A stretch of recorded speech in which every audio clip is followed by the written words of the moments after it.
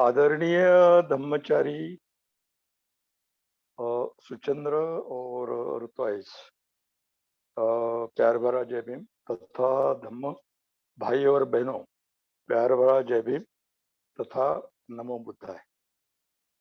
मुझे बहुत अच्छा लग रहा है कि मेरी बातें आप क्या बोलते हैं वो जूम के वजह से घर बैठे सुन रहे हैं। और मुझे भी अच्छा लग रहा है कि मैं कैसा दिखता हूँ प्रवचन देते समय मैं अपने आप को देख पाता हूँ कि भाई मेरा चेहरा कैसा है। मेरी बीबी जो है ना मैडम, उसका नाम विद्या है, वो देख रही है कि भाई मेरे चेहरे में कैसे आंखें ऊपर नीचे हो जाती है वगैरह वगैरह बताती है। तो अच्छा है, उनका काम ही है अच्छा। लेकिन उन्हें पता नहीं है, आप लोगों को भी मालूम होना चाहिए कि भाई मैं यहाँ जो हूँ, जैसा कि कहते हैं ना भाजा में हूँ। और भाजा तो आप जानते भी है कि भाई यहाँ पहाड़ों के बीच में है। और सभी जगह पर क्या बोलते गुफाएं है। इसका मतलब यहाँ ऐतिहासिक कुछ क्या बोलते लोगों ने अपना क्या बोलते वो कंपन आचरण का कंपन है इधर। ये क्या एक प्रकार की आध्यात्मिक भूमि है। हाँ, ये तो है ही, बहुत खुली है। जरा जाएंगे उधर, मतलब क्या बोलते हुए वो क्या गुफाएं हैं, बुद्ध के बारे में बताते हैं। यहाँ बहुत सारे लोग रहते होंगे। भाजा में इधर एक स्तूप है, वो सारी बातें हैं। इससे पता चलता है कि ये जो कंपन है, और वो ले क्या गुफा के सामने हमारा विहार है, ये भी अच्छा है। लेकिन उससे भी और ज्यादा एक बात बताना मैं चाहूंगा कि भाई मैं त्रियान के बीच में रहता हूँ। अभी अभी ये बोलेंगे आप त्रियान कौन सा है, तो देखो मैं जिसका कल्याण मित्र हूँ वो सुचंद्र है, जिन्होंने अपने मेरी पहचान करा दी है, मेरे साथ रहते हैं। दूसरा जिसका मैं आचार्य हूँ रत्न संभोग।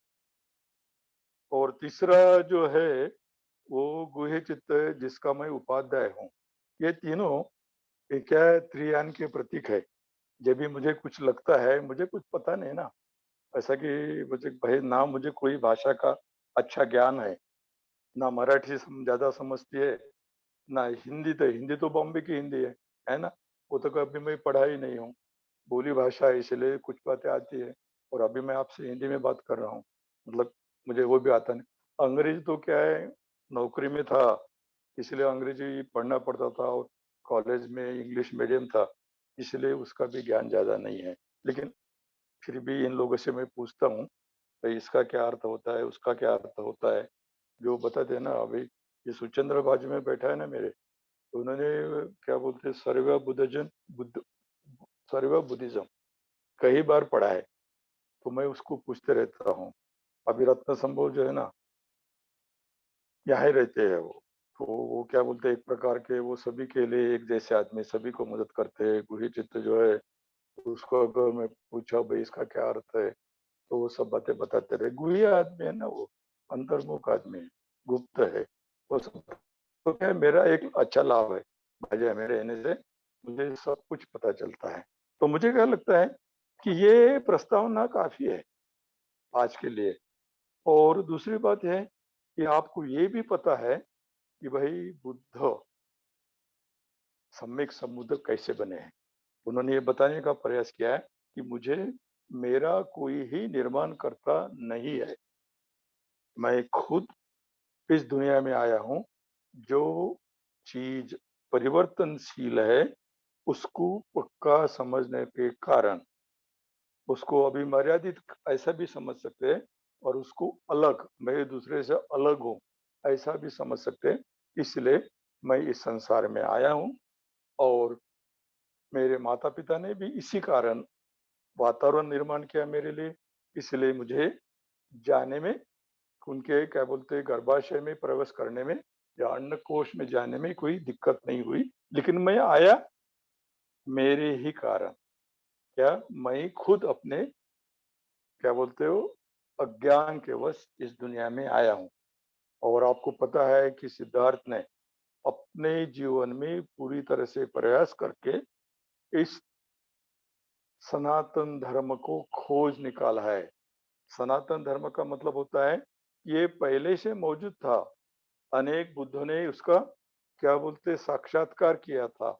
लेकिन जैसा-जैसा बुद्ध का क्या वो मतलब समझ चला जाता है, आचरण करने वाले लोग नहीं रहते, तो फिर से बोलते ऐसे ही बुद्ध आ जाते हैं और वो फिर से उस सनातन धर्म को उजागर करते हैं, अपने को बताते हैं। और अभी हम उस शाक्य मुनि के क्या बोलते बुद्ध के राज में है। उनके वजह से हम उनके धर्म के बारे में बातें करते हैं।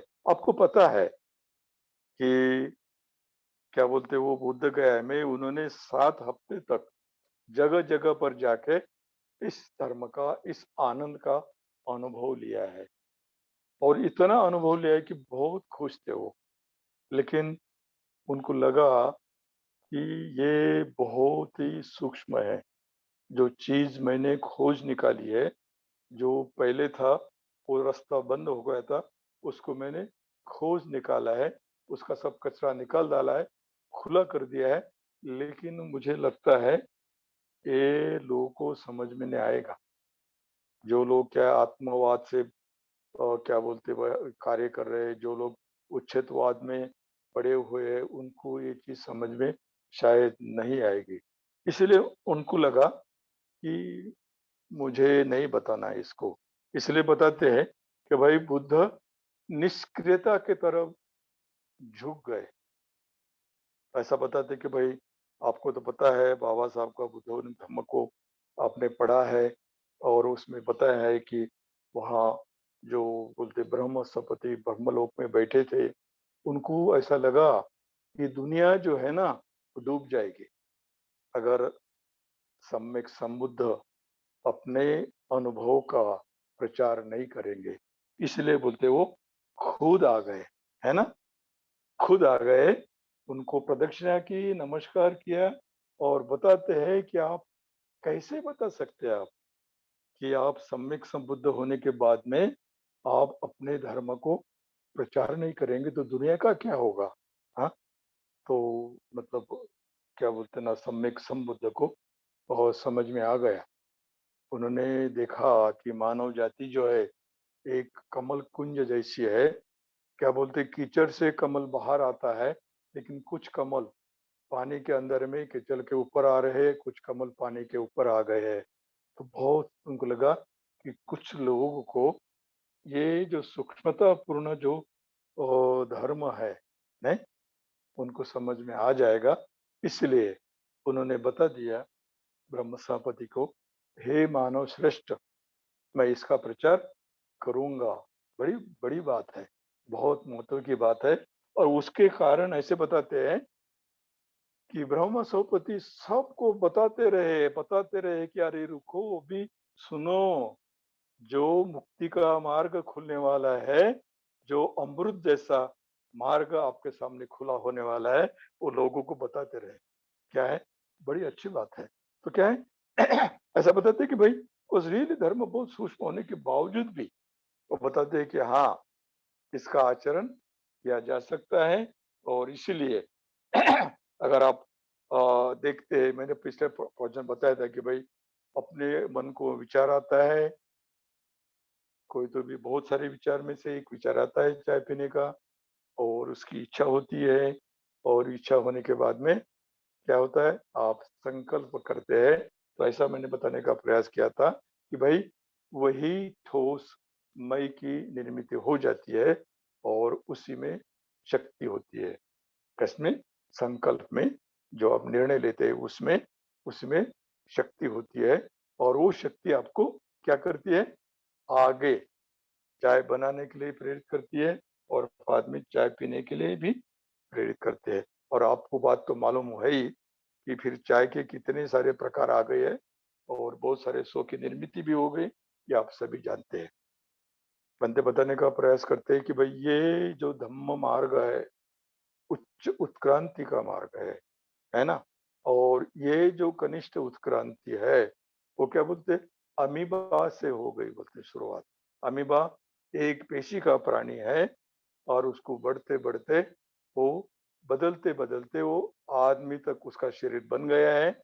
अभी आदमी से ज्यादा और कुछ दूसरा शरीर नहीं बनने वाला है, और यहाँ से शुरू होती है उच्च उत्क्रांति। और उच्च उत्क्रांति जो है उसके लिए ये अपने आप नहीं होती है, उसके लिए प्रयास करना पड़ता है, उसके लिए शरण गमन करना पड़ता है, उसकी तैयारी करनी पड़ती है। ये क्या होता है, आपके अंदर में बुद्धत्व छिपा है, उसका साक्षात्कार करने के लिए आपको उसकी तैयारी करनी पड़ती है, और उसी को बुद्ध ने शरण गमन ये नाम दिया है। इसलिए बुद्ध भी उस मार्ग को शरण गए हैं। और आपको पता है, आप जानते हैं कि इतना ऊंचा अनुभव जिन्होंने लिया है, वो व्यक्ति, मानो अगर आप कुछ कल्पना कर सकते हो, हिमालय के चोटी पर बैठे हैं, उन्होंने नीचे आकर आपको धर्म बताने का प्रयास किया है, हा? और वो क्या है, खाली करुणा के वशीभूत होकर उनको धर्म बताने की कोई आवश्यकता नहीं थी। क्या है, उनको धर्म बताने की कोई आवश्यकता नहीं थी, इसलिए वे नीचे आ गए। और उस समय जो लोग जानते थे, उसी भाषा में धर्म बताने का प्रयास किया है। और आप जानते भी है ये, हाँ, आप जानती भी है बुद्ध ने ये धर्म कैसा बताया है, नहीं क्या? उन्होंने अपना अनुभव 4 बातों में बताने का प्रयास किया है। वो बोलते कि बहुचक्र है एक, है ना? दूसरा बोलते हैं 4 आर्य सत्य है, तीसरा बताते हैं 3 लक्षण है, चौथा बताते हैं क्या है कि 4 शून्यताएं है ना? और ये अगर आप थोड़ा-सा देखेंगे तो चारों के चारों बातें जो है परिवर्तनशील है। लेकिन उसमें ये भी बात है, उन लोगों के लिए धर्म बताते हैं कि जो अपने आप को ठोस समझते हैं।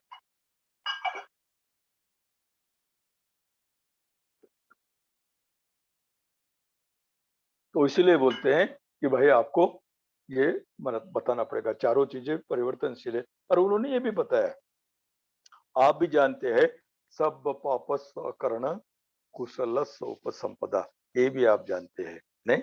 उसमें बताते हैं कि उनको पाप और पुण्य की भाषा ही समझ में आती थी, इसलिए उन्होंने उन्हीं के भाषा में उनको बताने का प्रयास किया है। और आप जानते भी है कि भाई पाप पुण्य की भाषा में बताया तो है, लेकिन उस बोला है कि उसकी परिभाषा अलग की है उन्होंने। मतलब क्या बोलते हैं, बॉटल वही है, लेकिन उसमें जो पेय डाला है वो अलग डाला है। तो क्या बोलते हैं कि सब पापस करण, क्या बोलते हैं, पाप मत कीजिए, लेकिन कुशल कर्म का संचय कीजिए, क्योंकि आपको अपना चित्त शुद्ध करना है, इसलिए ऐसा बताते हो। बहुत अच्छी बात है ना, वो सुंदर है। संचय, संचय करना मतलब क्या होता है कि भाई अगर आप विधायक बनते हैं तो आपको धर्म मार्ग पर चल सकते हैं। और धर्म मार्ग की विशेषता क्या है, विद्यमान जीवन पद्धति क्या है, विद्यमान जीवन पद्धति दंड मार्ग है, और जो धर्म पद्धति जो है वो मैत्री मार्ग है ना? तो इसके लिए आपको प्रयास करना पड़ेगा, आपको आचरण करना पड़ेगा, ताकि आप कुछ समझ में आ जाए कि बुद्ध क्या बताते हैं। इसलिए मैं बार बार आपको बताने का प्रयास कर रहा हूं कि को बुद्ध अपने आप को विद्या आचरण संपन्न कहते हैं।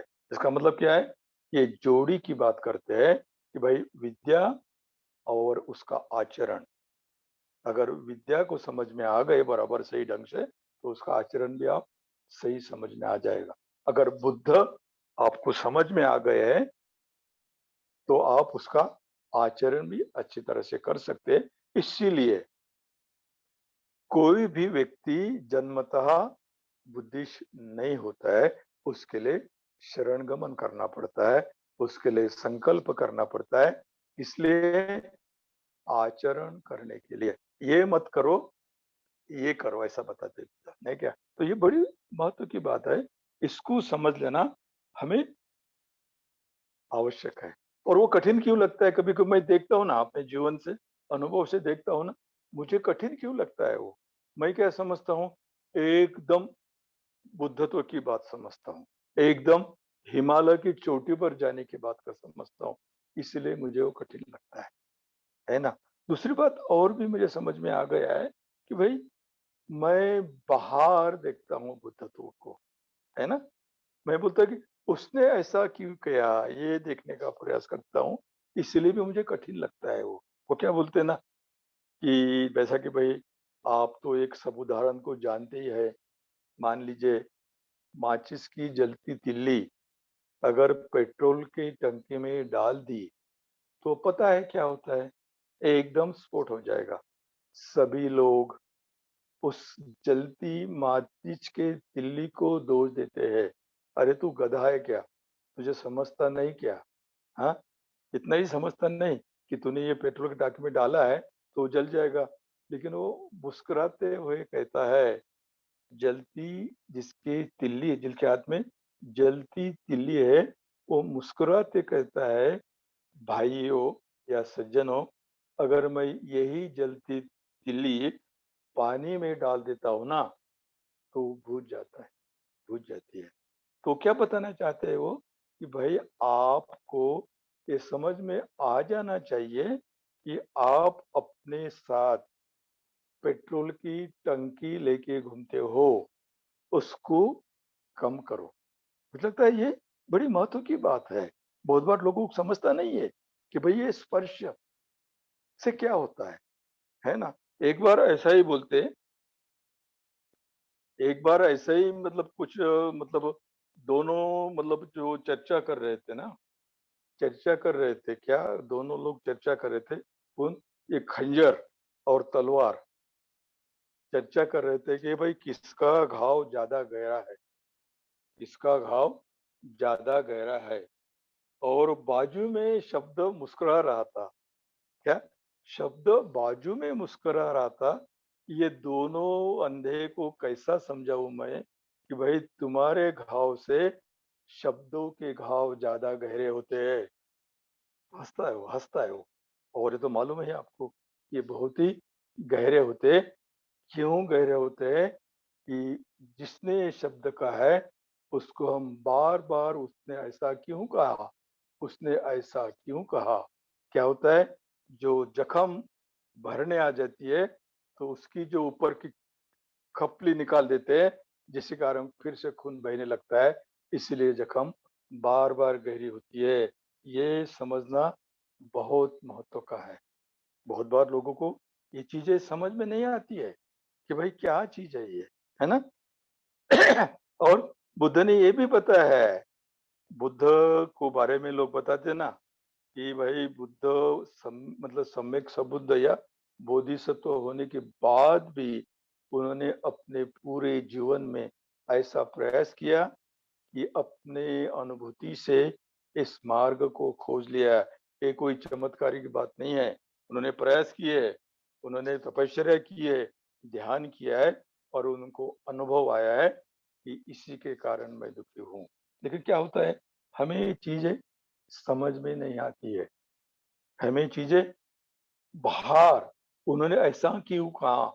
ऐसा हम बार-बार बोलते हैं। अभी आप बताइए, एक बीवी अपने पति को बार-बार कहती है कि तुमने मेरा जीवन बर्बाद कर दिया। ये बात वो 25 साल से बोलती है। तो आप देखिए कैसा कर्म करती है वो। कोई उसके लिए दुखी होती क्या? वो अपना ही कर्म, अपना ही दुःख बढ़ाती है, अपने ही शब्दों से, अपनी क्या बोलते हैं जख्म को गहरी करती रहती है, लेकिन उसको पता ही नहीं है, वो क्या कर रही है। लेकिन बुद्ध बताते हैं, बहन जी ऐसा नहीं है। मैं आपको एक उदाहरण भी दूँगा, अगर आपको समझ में आता भी। गणपति के दिन है अभी आजकल। एक मतलब थोड़ा-सा बताना बहुत कुछ है, मुझे मालूम नहीं क्या कितना बता सकता हूँ। एक एक बोलते हैं कि एक मियाँ-बीवी है ना, उसका 4 साल का बच्चा था और वो गणपति बिठाए उन्होंने घर में लाया, पापा को घर में लाया तो 2 फ्लावर पॉट भी लाए उन्होंने। और वो फ्लावर पॉट क्या है, वो मतलब अभी उसमें फूल डालने का प्रयास कर रहे हैं, तो क्या हो गया, पति के हाथ से वो नीचे गिर गया। अभी गिरने के बाद में अभी क्या देखो, अभी इतना अच्छा फ्लावर पॉट लाया, वो गिर गया। तो मतलब उसको तो मतलब क्या बोलते हैं, वो कठिन तो जाएगा ही। वो गाली देना शुरू कर दिया, बोले तुम अंधे हो क्या, तुमको समझता नहीं क्या, तुम्हारे माँ बाप भी ऐसे, तुम्हारे ये भी। अभी वो भी कहाँ शांत रहने वाला, वो भी बोलता है तुम्हारे में माँ बाप कैसे मुझे मालूम है, तुम्हारा भाई कैसा है। वो क्या बोलते हैं, वहाँ कुरुक्षेत्र निर्माण हो गया वहाँ। और बच्चा उसके पास जाता है तो उसकी माँ उसको ढकेल देती है, और वो बाप के पास जाता है तो बाप भी उसको ढकेल देता है। बच्चे को कुछ समझ में नहीं आता है। तो बच्चा जाकर वो जो फ्लावर पॉट गिरा था उस टुकड़े को जमा रहा था। लेकिन होता क्या है, वो साथ लगाते लगाते वो फिर से नीचे गिर जाता था। उसके माँ का लक्ष्य ख्याल गया। तो अरे बेटा वो तो टूट गया ना बोलते हैं। तो एक ही शब्द बोलता है, तो फिर मामा बोलते हैं, मम्मा आप क्यों झगड़ा कर रहे हो, हैं? वो उसको लेके अपने हृदय को लगाती है, बोलती है बापा ने मेरे संस्कार को बचा लिया। अभी देखो, अभी पापा ने बचाया या वो छोटे बच्चे ने बचाया, समझ में नहीं आता है। यही सूक्ष्म है। जब 4 साल के बच्चे को ये सब बातें समझ में आ जाती है, लेकिन हम इतने बड़े लोग हैं, हमें समझ में नहीं आता है। इसलिए मुझे लगता है ये चीज को समझना चाहिए, बहुत महत्व की बात है। लेकिन क्या होता है, अनुभव जन्य धर्म है ये। अनुभूति जन्य।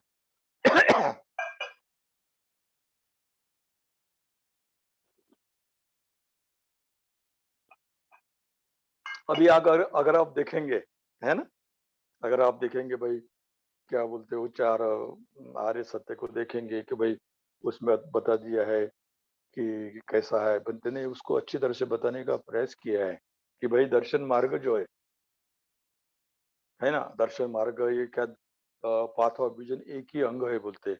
और वो पाथ ऑफ ट्रांसफॉर्मेशन जो है वो 7 अंग वाला है। अभी मेरे समझ में नहीं आता ऐसा क्यों। सप्त बोधांग भी बताया, बहुत सारी बातें बताई है। ऐसा बता देंगे भाई ये जो मार्ग है वो अलग अलग स्टेप नहीं है, एक के ऊपर एक दूसरे के ऊपर एक, ऐसे नहीं है। वो क्या है, अंगों वाला मार्ग है। मतलब एक ही समय में क्या होता है, जैसा फूल पूरी तरह से खुल जाता है ना, ऐसा होता है ये। पूरी तरह से यहाँ से उंगली पूरी तरह से हिल जाती है, तो क्या है, ऐसा बताते हैं ना कि भाई जिस मार्ग की शुरुआत दुख से हो गई है, जितना अनुभव आपको दुख का होगा उतना ही अनुभव आपको श्रद्धा का होगा, जितना अनुभव आपको श्रद्धा का होगा उतना ही अनुभव आपको क्या बोलते हैं प्रमोद का होगा, जितना प्रमोद का होगा उतना ही आपको प्रीति का मतलब शक्ति खुलेगी आपको। ऐसे ही धीरे धीरे आप आसव क्षय ज्ञान की तरफ चले जाते हैं, एकदम नहीं जाते हैं। ऐसा है, अंगों वाला मार्ग है। लेकिन ये किसी ने नहीं सोचा होगा कि भाई भावनाओं का परिवर्तन जो है 8 अंगों में क्यों बताया गया है।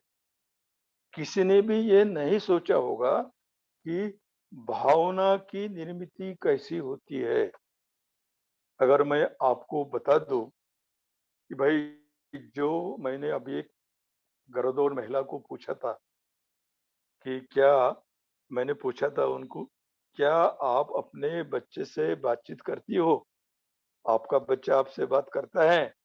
तो बड़े हंस के बताई थी, बोले क्या बताओ, बोले वो तो मुझे हरदम बातें करते रहता है, बोलते हैं। वो उसके पैर हिलाता, हाथ हिलाता, ये करता वो करता, मैं उसमें जीती हूँ बोलते। हाँ, मुझे मुझे वो उसके कुछ बातें ही नहीं बोलते। तो उस महिला को कैसा बताए भावना क्या होती है। वो भावना में जीती है, वो अपने बच्चे के लिए जीती है। कितना, 9 साल 9 दिन बोलते हैं, ऐसा बोलते हैं हमारे तरफ। ऐसा 9 साल 9 दिन वो जीती है। और और बाद में भी वो जब बच्चा बाहर आता, ऐसा बताते हैं, किताब में मैंने पढ़ा है, आपने भी पढ़ा होगा। जब भी विज्ञान, जब भी मृत आदमी का विज्ञान, ऐसा बोला, जो मृत आदमी का संस्कारित मन जन्म ग्रहण करना चाहता है, जब वो अंडकोश में प्रवेश करना चाहता है, तब उसके सभी आदि के संस्कार जो है वो भूल जाता है। और वो भूलने के बाद में वो स्त्री के अंडकोश में प्रवेश करता है। इसका मतलब वो पूरी तरह से साफ हो जाता है। बोर्ड में जो लिखा है पूरी तरह से उसको साफ कर देते हैं। तो क्या होता है, वो पूरी तरह से अंदर चला जाता है और फिर बाद में उसके अलग-अलग संस्कार होते रहते हैं। माता के संस्कार उस बालक के ऊपर नाम रूप के जो होता है, बढ़ता है, उसमें होते रहते हैं। और जब वो बाहर आता हैं? जब उसका जन्म होता है, आप जानते हैं, है ना? बहुत लोगों का इसका अनुभव है, माता को भी अनुभव है, बहुत दुःख होता है। बच्चे को भी दुःख होता है, माता को भी दुःख होता है और वो रोते-रोते बताता है अपने मम्मी को कि मम्मी, मैं अभी सिर्फ़ आपका ही नहीं हूँ, मैं तो अभी अपने पिताजी का भी हो जाऊँगा, मैं अपने बहन का भी हो जाऊँगा, मैं आगे चल के अपनी बीवी का भी हो जाऊँगा, किसी मित्र का भी हो जाऊँगा। लेकिन बेचारी मम्मी कहाँ सुनती है।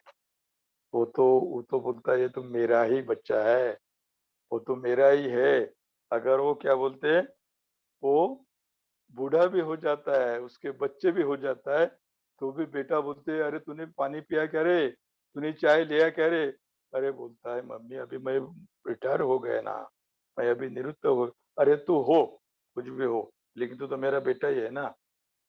ऐसा है। और अगर आप इस उदाहरण को देखते हैं, अज्ञान के उदाहरण को देखते हैं, मियाँ बीवी के झगड़े को देखते हैं, तो आपको पता चलेगा, वो बोलती है मेरा ही बेटा है, बीवी बोलती है मेरा ही पति है और बेचारे को ये भी समझ में नहीं आता है, इसको मम्मी भी चाहिए और उसको बीवी भी चाहिए। इसका बेचारे का सैंडविच होता है, लेकिन ना ये बता सकता है उसको, ना ये इसको बता सकता है। अभी देखिए, अगर वो बुद्धिस्ट है, तो उसने बता देना चाहिए, लेकिन वो नहीं बता पाता क्योंकि वो डरता है। अगर मैं मम्मी को बोलूँगा, तो मेरे पीठ पर हाथ कौन रखेगा? अगर मैं बीवी को बोलूँगा, तो मेरे साथ कौन रहेगा? मुझे सेक्स का अनुभव कौन देगा? इसलिए वो डरता है। उसको अपना सैंडविच होना पसंद है, लेकिन सच्चाई बताना कठिन जाता है उसके लिए। इसलिए क्या बोलते हैं, ऐसी भावना बनती है। भावनिक दृष्टि से अगर देखा जाए, उसका लड़का और वो अलग नहीं है, एक ही है। तो क्या बोलते हैं, अगर इस महिला को अगर वो चाहती है अगर वो चाहती है धर्म जीवन जीना, तो गुरु पद्म संभव बताते हैं कि महिला का शरीर जो है सर्वश्रेष्ठ है, क्योंकि वो जानती है महिला का मतलब भावना का निर्माण कैसा होता है। अगर वो भावना को बदलना है, तो कर्म करने के उद्देश्य को बदलना पड़ेगा, है ना? ये उसको समझ में आ जाता है और इसके लिए उसका शरीर जो है, उसके लिए सर्वश्रेष्ठ है, ऐसा बताते गुरु पद्म संभव। तो मुझे लगता है ये समझना आवश्यक है। अगर आप अगर आप आध्यात्मिक जीवन जीना चाहते हैं, अगर आप बौद्ध बनना चाहते हैं, ये समझना बहुत ही आवश्यक है। अगर ये समझ में नहीं आए, तो क्या होगा? कठिन जाएगा आपको, है ना? कठिन जाएगा। अभी थोड़ा-सा हम आगे बढ़ेंगे, नहीं? अभी क्या है, ये बातें अगर आपको समझ में आ रही है, अपने जीवन के अनुभव से समझ में आ रही है, तो आप आगे चल सकते हैं। आपने देखा है कि स्पर्श होने से वेदना होती है। क्या बोलते हैं, बहुत लोगों ने बताने का प्रयास भी किया है कि भई स्पर्श होने से वेदना होती है। किसी ने बताया है कि जो वेदना जो है, क्या बताया है? किसी ने बताया है कि वेदना ये पुराने कर्म का परिणाम है। ये सही है कि भई पुराने कर्म का परिणाम होने के कारण हमें तो वेदना होगी ही। हमने शरीर धारण कर दिया है, हमें क्या बोलते हैं 6 इंद्रियों को धारण किया और 6 इंद्रियों का स्पर्श होगा, तो उसका क्या बोलते हैं परिणाम होगा ही, वेदना तो होगी है ना? तो यहाँ ये क्या बोलते हैं भंत ने बताया भी है, किसी ने बताया भी प्रतिक्रिया, किसी ने बताई भी है कि भाई ये प्रतिक्रिया होती है। क्या होती है? कि भाई उसको बाण लग गया। इसका मतलब क्या है? धारण किया ना शरीर, इसीलिए उसको बाण लग गया, आँखों को लग गया, दुःख हो गया, है ना? बहुत सारा दुःख हो गया और ये वेदना जो है, जिसको हम संवेदना भी बोल सकते हैं, ये संवेदना जो है 3 प्रकार से होती है बोलते हैं। जैसा आपने बताया ना, जैसा कि मैंने बताने का प्रयास किया 3 प्रकार की होती है। बोलते क्या? सुखद भी होती है, दुखद भी होती है और तटस्थ भी होती है। क्या बोलते हो? लाइक, डिसलाइक और क्या है? न्यूट्रल। इस तरह से वो संवेदनाएँ होती है हमें। और हमें ये भी देखा है कि भावना जो है 2 प्रकार की है। क्या? एक तो हमें गोल-गोल घुमाती है चक्र में ऐसा, और दूसरी भावना क्या है? उस चक्र को बाहर निकालने का प्रयास करती है। और वो कब ये होता है? कबीर बोलता है, इस अभी कबीर तो आप जानती है। कबीर बोलता है, मन जाता है तो जाने दे, मत जाने दे शरीर। इसका मतलब क्या है? अगर आपकी मानसिक प्रतिक्रिया हो गई ना, तो होने दे, कोई बात नहीं है, क्योंकि वो मन बहुत चंचल है। लेकिन थोड़ा यहाँ रुक जा। अगर यहाँ थोड़ा रुक जाता है, अगर यहाँ 2 सेकंड भी रुक जाता है, तो आपके लिए वो गुप्त दरवाज़ा खुल जाता है। वो दरवाज़ा खुलने के बाद में आपको सामने दुःख जो है, वो प्रकाश में आ जाता है और वो बताता है कि देखिए भाई, ये जो दुःख है ना, हाँ, ये आपके कर्म का ही परिणाम है। वो प्रकाश में आ गए, किसी के उसने बाण मारने से नहीं हो गया। वो उसने मियाँ-बीवी ने आलिंगन देने से आपको बाण नहीं लगा है, क्योंकि आपको लग रहा है कि भई ये दुःख प्रकाश में आ जाता है, आपके कर्म का वो परिणाम है। अगर आप इसका अनुभव लेते हैं रुक कर, तो बोलते हैं, उसी का रूपांतर जो है, उसी का परिवर्तन जो है श्रद्धा में हो जाता है और श्रद्धा के बाद में प्रमोद में हो जाता है और प्रमोद के बाद में क्या बोलते हैं? प्रीति में हो जाता है और प्रीति के बाद में क्या बताते हैं?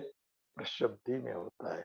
बनते बताते हैं यहाँ, प्रीति का अनुभव बताते हैं कि मान लो कोई हाथी, बड़ा हाथी अगर छोटे झील में कूदता है, तो उसका क्या होता है? पानी बाहर उड़ जाता है ना? क्योंकि हाथी बड़ा है और झील छोटी है। बनते बताते हैं कि अगर आप ये मान लेते हैं, अगर वही हाथी अगर बहुत बड़े तालाब में चला जाता है, तो उसका कुछ भी पानी बाहर नहीं आता है। इसका मतलब क्या होगा? अगर ये प्रत्यक्ष और अप्रत्यक्ष आचरण करते हैं, तो आपकी जो शक्ति है, जो शरीर में आ जाती है,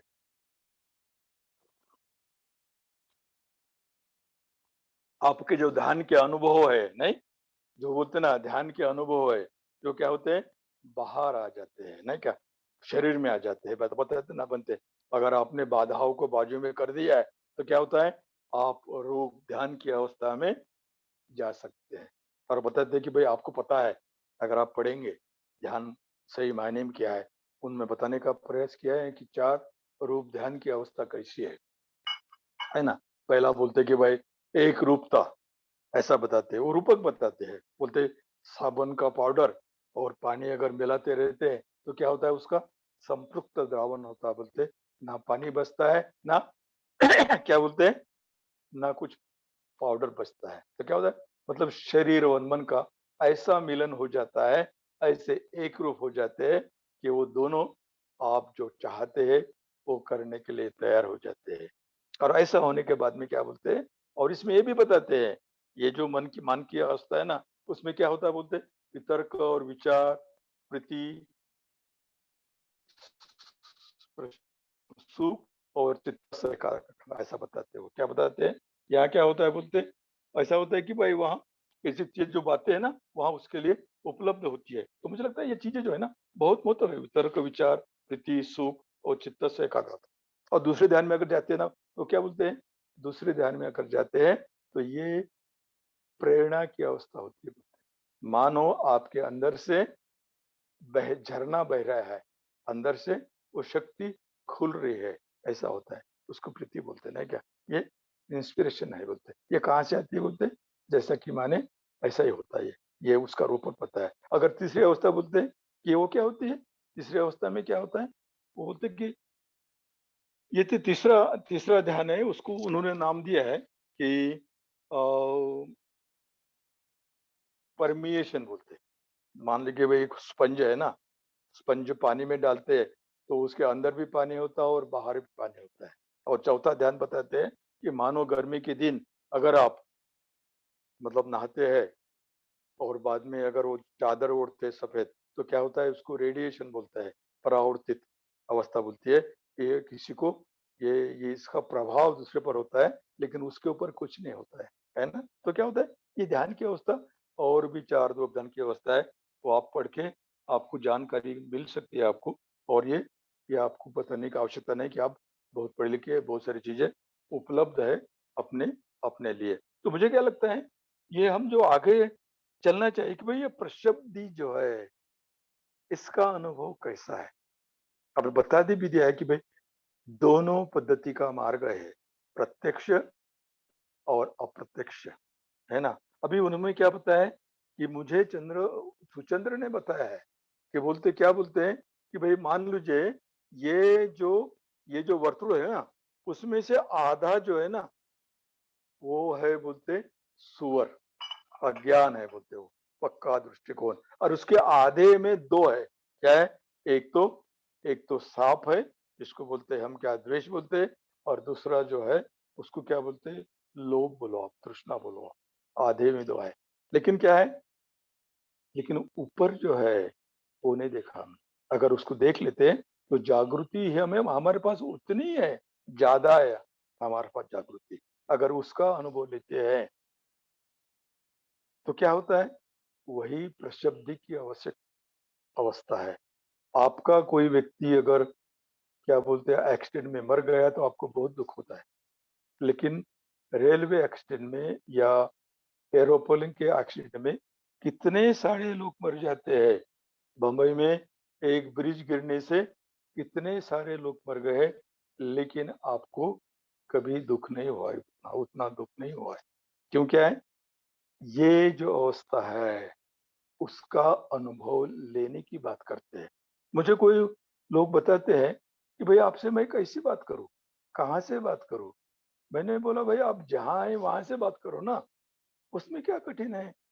जहाँ है आप वहां से तो शुरुआत होगा ना, बहुत महत्व की बात है। बुद्ध क्या बताते हैं, भैया अभी आप जहाँ है उसको अगर आप जानते हैं,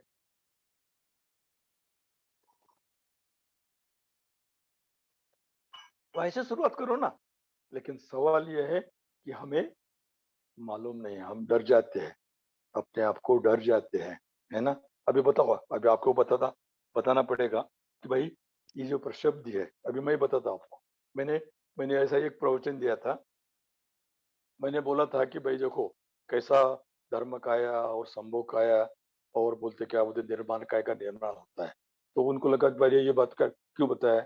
अभी देखो, शादी आदमी किस लिए करता है ना, बच्चे पैदा करने के लिए करता है ना, सेक्स के लिए करता है ना।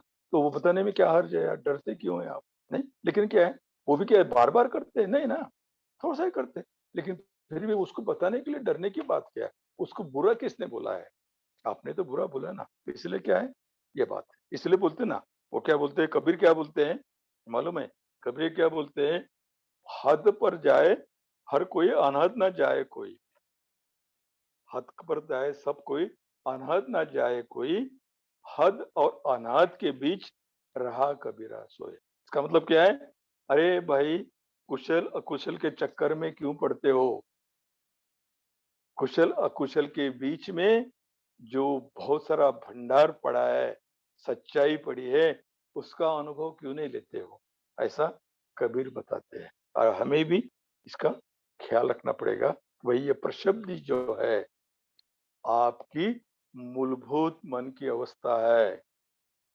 मानो मैं अपने जीवन से बता सकता हूं कि मेरे जीवन में कहीं तूफान आए, बहुत सारे तूफान आए मेरे जीवन में।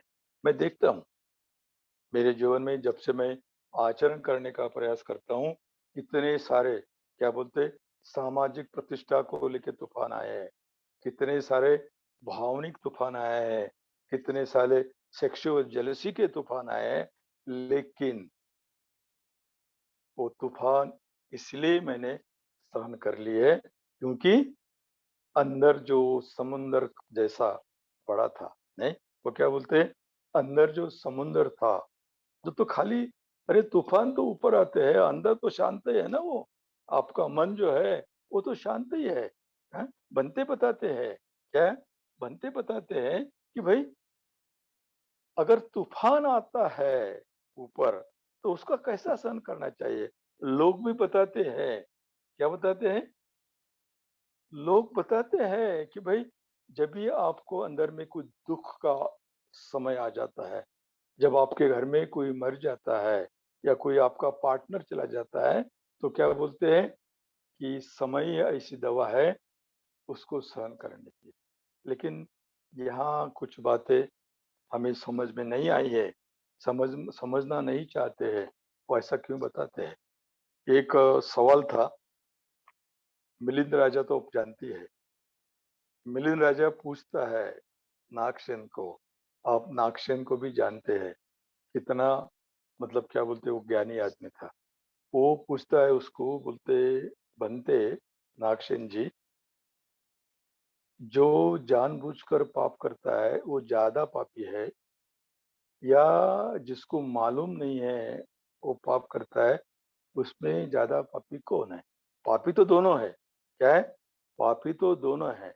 लेकिन बोलते अब नागसेन भी बहुत होशियार होता ना, वो बोलता है कि भाई जानबूझकर जो पाप करता है ना, वो पापी है, लेकिन कम है। और जिसको मालूम नहीं ना, वो पाप करता ना, वो बोलता है ज्यादा पापी है। और वो चकरा गया है, आप भी चकरा गए होंगे ना, भाई ऐसा क्यों नागसेन बोलता है? लेकिन वो मिलिंद भी बहुत होशियार होता है, राजा था वो, बहुत विद्वान होता है। वो बोलते जरा उदाहरण दे के समझाओ। अभी नागसेन की क्या मतलब पड़ा बहुत ही था ना, वो बोलते देखो महाराज, बोलते अगर आपके सामने जो गरम लोहे की, क्या बोलते हैं, सलाख नहीं बोलते, सलाख गिरी है, और आपको बताए कि भाई उसको हाथ लगाओ, तो आप हाथ लगाएंगे तो कैसा लगेंगे? ऐसा ही लगे ना, ऐसा लगा फौज हो जाएंगे, क्योंकि जलेंगे आप, लेकिन ज्यादा नहीं जलेंगे। और जिसको मालूम नहीं, वो क्या करेगा, उसको जाकर के उसको पकड़ लेगा, तो ज्यादा कौन जलेगा? वही जलेगा। तो क्या है, ये जो प्रक्रिया है, अजागरूक प्रक्रिया और जागरूक प्रक्रिया को जानना बहुत महत्व का है। बहुत बार क्या होता है, मुझे नहीं लगता लोग इसके प्रति, क्या बोलते हैं, जागरूक है। वो जागृति का शब्द का इस्तेमाल तो करते हैं, लेकिन जागृति क्या है उनको पता नहीं है। मेरे अनुभव से बताता हूँ मैं, बहुत लोगों से मैं बातें करते रहता हूँ, बताता हूँ, मुझे मालूम है ये क्या होता है। तो क्या होता है, अगर जागृति के साथ प्रयास करेंगे, तो क्या बोलते हैं, अगर आप जानते हैं कि भाई मैंने क्या हो गया, तो जागरूक प्रक्रिया क्या होता है, आपकी गांठ तो पड़ेगी, लेकिन वो ढीली होगी। अगर अजागरूकता से कार्य करेंगे तो ये पक्की होगी, ज्यादा गहरी होती रहेगी, और बार बार उस घटना को याद करके और गहरी हो सकती है। लेकिन वे क्या बोलते हैं, जागरूक क्या बोलता है, अरे भाई वो चला गया ना, अभी क्या आने वाला है? और ये तो मेरे मेरे लिए दुखी हूँ। अपने पिछले इसमें देखा है, वो क्या पटाचारा के लिए लोग थोड़े मतलब रोते हैं, अपने लिए रोते हैं, अपने दुख का बांध खुल गया इसलिए रोते हैं। तो ये देखता है, वो जागरूक आदमी ये देखता है कि भाई कोई बात नहीं, जो सभी परिवर्तनशील है उसको नाम देना क्यों चाहिए, नहीं क्या? ऐसी बात है, बहुत सारी बातें हैं। अगर आप देखेंगे तो ये सभी चीजें आप सहन कर सकते हैं। जागृति के साथ प्रयास करने से क्या होता है, वो जो है वो गठान पड़ती है, लेकिन वो ढीली होती है, उसको छोड़ सकते हैं, है ना? तो क्या होता है, धीरे धीरे उसके आचरण से आप आगे बढ़ सकते हैं। तो क्या बोलता है, ठीक है, प्रशब्दी का आचरण करते करते नहीं, क्या बोलते, सुख होता है, आपको मालूम पड़ता है कि भाई हाँ, ये ऊपर तूफान आते हैं, लेकिन अंदर जो है ना, मैं बिल्कुल शांत हूँ। जैसा समुंदर में ऊपर तूफान आ जाते, लेकिन आपकी अंदर की भावनाएँ जो है, अंदर का समुंदर बिल्कुल शांत होता है। एक शांति का स्तोत्र आपके अंदर में है, शांत है आप। अगर उसका आप अनुभव लेने का प्रयास करते हैं, तो हर चीज़ की दवा आपके पास होती है। बोलता है ठीक है ना, है। बहुत सारे लोगों ने बताने का प्रयास भी किया है कि भाई ये कैसा है, शब्द में बताने का प्रयास भी किया है। वो बोलते ना, क्या नाम उसका वो गुलज़ार जी, है ना? वो बोलते ना भाई प्यार को प्यार ही रहने दो, कोई नाम ना दो। नाम देने से क्या होता है? व्यवहार के लिए नाम दिया है। ये जो मेरा नाम है, आपका नाम है, खाली समझने के लिए, बताने के लिए, लेकिन आप भी परिवर्तनशील है और मैं भी परिवर्तनशील हूँ। इसलिए कोई नाम नहीं दे सकते। वही बोलता है, जो मार्ग है ना बोलता है, तुम तक तो आता है ना, गाना है वो गाना है कोई तो भी, तुम तक जो आता है, वो मार्ग ना चलता है ना रुकता है। देखो अभी क्या बताए उसको, वो कैसा बताता है, नहीं? बिल्कुल चक्कर में डालता है कि मार्ग चलता भी नहीं है, रुकता भी नहीं, बोलता है। अरे क्या बात है! तो क्या है? वो गुलजार ही है। ऐसे शब्दों का प्रयोग करते हैं और इसलिए बताते हैं कि भैया आप अपने अंदर झाँको, इसका क्या अर्थ है? तो मुझे लगता है ये बहुत ही महत्वपूर्ण बात है। इसका आचरण करने से आप प्रशब्दि का अनुभव ले सकते हैं, शांति का अनुभव ले सकता है, लेकिन दोनों आचरण, ध्यान का और शिलाचरण का। ये क्या बोलते हैं? प्रत्यक्ष पद्धत और अप्रत्यक्ष पद्धति का आचरण करने से आप स्थिर हो जाते हैं। क्या मतलब है? स्थिर होने का अर्थ क्या होता है? अरे भाई यही तो समत्व साधना है, समत्व भावना है और स्थिर भी हो जाते हैं और क्या है? खुले भी रहते हैं। समत्व और विपश्यना बोलते हैं उसको। क्या बोलते हैं? स्थिर और खुला होना। काहे के लिए? अगले मार्ग के लिए। अगर आप थोड़ा भी स्थिर हो जाते हैं और खुले हो जाते हैं, तो हर क्षण आप दो राहें पर खड़े होते हैं। अगर आप जागरूक हैं, तो उस राह का आप क्या बोलते हैं? चल सकते हैं। आप थोड़े रुकने से वो दरवाज़ा खुल जाता है। ज़रूरी नहीं है, उसने जो बोला उसका उत्तर देना ही है, ज़रूरी नहीं है। लेकिन अगर आप खुले हैं, तो आपके लिए वो मार्ग उपलब्ध हो सकता है। हर क्षण, हर समय, कार्य करते समय अगर आप स्थिर और खुले हो जाते हैं, तो आपके लिए आप दो राह पर खड़े होते हैं। तो वो दो राह में से जो चाहते हैं, आप वो राह को सिलेक्ट कर सकते हैं। अभी मुझे लगता है इतना बहुत सारी बातें मैंने बता दी है आपको। और मेरे मित्र ने कुछ ये भी पता है कि भई मेरे क्या बोलते हैं वो क्या बोलते हैं जन्मदिन पर, नहीं क्या? तो उन्होंने बहुत अच्छा लगा कि भई जन्मदिन हमने मनाया है, 78 पूरे हो गए, 79 में वो पदार्पण किया है।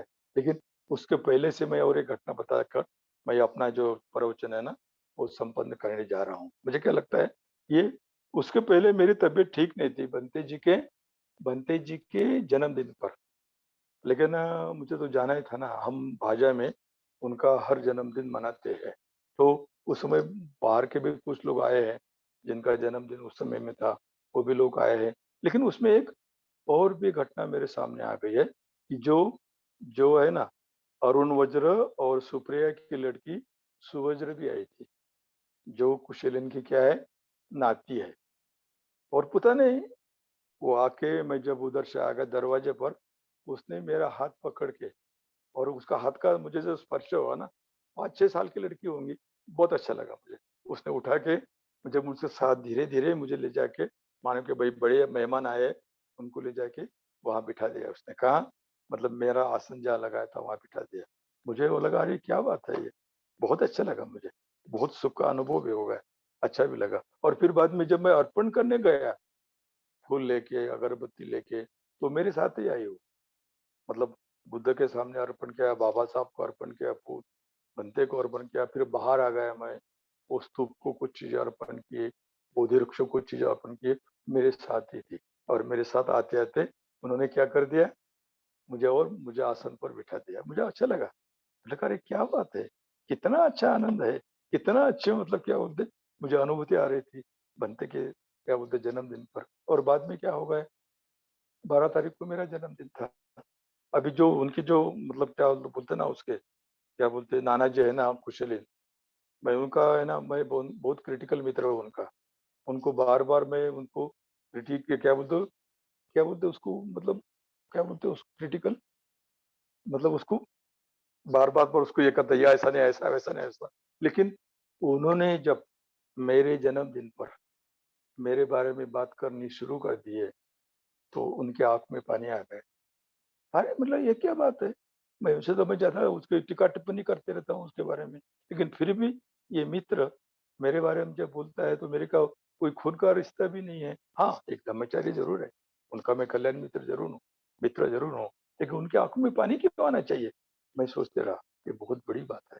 नहीं, मैं सोचते रहा कि अरे ये क्या बात है, क्या ऐसा कैसा हो गया है कि इतने पानी आ गया। मुझे अच्छा लगा, मतलब क्या बात है, क्या ऐसी विशेषता है कि उनकी आंख में पानी आ गई। तो मुझे लगा कि हाँ, मित्रता जो है, बनते जो बताते हैं, मित्रता जो कल्याण मित्रता जो है, ये अमृषिया है, अमृत है। मुझे उसका अनुभव होगा कि हाँ, ऐसा ही है। हाँ, और फिर बाद में, उसी के बाद में क्या हो गया, वो एक बार मेरे मेरे पास आ गए, वो एक किताब लेने, वो बुद्धत्व मानव का आदर्श। वो किताब मैंने दे दिया उनको, और उनके पास में उसकी वो क्या छोटी लड़की भी थी, उसकी नाती सुवज्री, क्या सुवज्री, उसने देखते ही बता दिया है, बोले ये किताब दादाजी के है ना, बोले मतलब आजोबा बोलते मराठी में। बोले "हाँ, तेरे तेरे को कैसे मालूम, बोले तेरे को कैसे मालूम? नहीं, बोले उनके रूम में इसका सुगंध आता है, बोले वही सुगंध इस किताब को है, बोले। अरे बाप रे, मैं तो चकरा गया, ऐसी बात हो गई। तो मुझे ये सब सुन के, मुझे मेरे मेरे पहले एकांतवास की बात याद आ गई। उस समय के मेरे कल्याण मित्र ने मुझे विमलकीर्ति निर्देश सूत्र के ऊपर प्रवचन सुनने के लिए बोला था, और मैंने वो सुने थे, और मैंने बाप रे, वो सुने तो मुझे बहुत अच्छा लगा। इतना मैंने अच्छा लगा मुझे कि उसमें से जो बंते ने बताया ना कि भाई विमलकीर्ति जो है, वो कोई भिक्षु नहीं था, वो एक ले पर्सन था, लेकिन वो बहुत क्या बोलते हैं आगे पहुंचा हुआ व्यक्ति था। बहुत ही उसकी प्रैक्टिस थी। उनको मिलने के लिए लोग डरते थे, सारीपुत्र डरते थे, सभी लोग डरते थे, है ना? लेकिन वो अलग ही टाइप के व्यक्ति थे। और क्या है, मतलब वो जब वो बोलते, उन्होंने खाना मंगाया, बोलते क्या बोलते, वैशाली के वो मतलब ले पर्सन थे, अपने जैसे कपड़े पहनते थे, और उन्हें खाना मंगाया था, बोलते। और वो खाना खाने का सुगंध इतना आ रहा था, बोलते कि पूरे वैशाली में वो सुगंध फैल गया था। क्या है, वो सुगंध फैल गया था। तो वो मुझे याद आ गया, और उसका नाम क्या था, वो जो सेवंत भूमि है, बोलते सुगंध कुट बुद्ध की शुद्ध भूमि है, बोलते उसका नाम क्या था, सर्वगंध सुगंध। और मुझे वो इतना भाया, मुझे इतना पसंद आया कि हम लोगों ने उल्लासनगर में एक कम्युनिटी का निर्माण किया था, उसका नाम भी मैंने सर्वगंध सुगंध ही दिया था। तो मुझे लगा, ये तो मैं भूल गया था, लेकिन ये छोटी सी बच्ची ने, उसको कैसा उसका सुगंध आ गया उसका, मेरे समझ में नहीं आया। तो मुझे लगा कि अरे हाँ, तो ये जो सुगंध है, नहीं, परिवर्तन का सुगंध है। नहीं, बताते ना कि भाई actions are louder than words, ऐसा बताते हैं। पर इसको कैसे समझ में आ गया कि परिवर्तन के लिए कर्म करने का सुगंध जो है, वो सुगंध ही सुगंध है। और उसको क्या पता था, मैं अपने रूम में किसी से मिलता हूँ, किसी से फ़ोन पर बातें करता हूँ, ध्यान करता हूँ, उसका सुगंध ही सर्वगंध सुगंध है, नहीं? तो ये जो मुझे लगा, अरे! ये तो ये छोटी-सी बच्ची ने मुझे कितनी बड़ी बात बता दी है कि दादाजी आप जो कर रहे हैं ना, उस दिशा में जा रहे हैं, जो दिशा आपको ऊँचे अवस्थे पर पहुँचाने वाली है, वही करते रहो। और मुझे लगता है, यही बात मैं आपके सामने बताता हूँ कि भाई शांति का आचरण आपके अंदर में है, बुद्धत्व आपके अंदर में छिपा है, सुख आपके अंदर में छिपा है। अगर आप शरण-गमन करते हैं, अगर आप प्रामाणिक हैं, अगर आप जागरूक हैं, तो उसका साक्षात्कार करने के लिए ही आपने शरण-गमन किया है।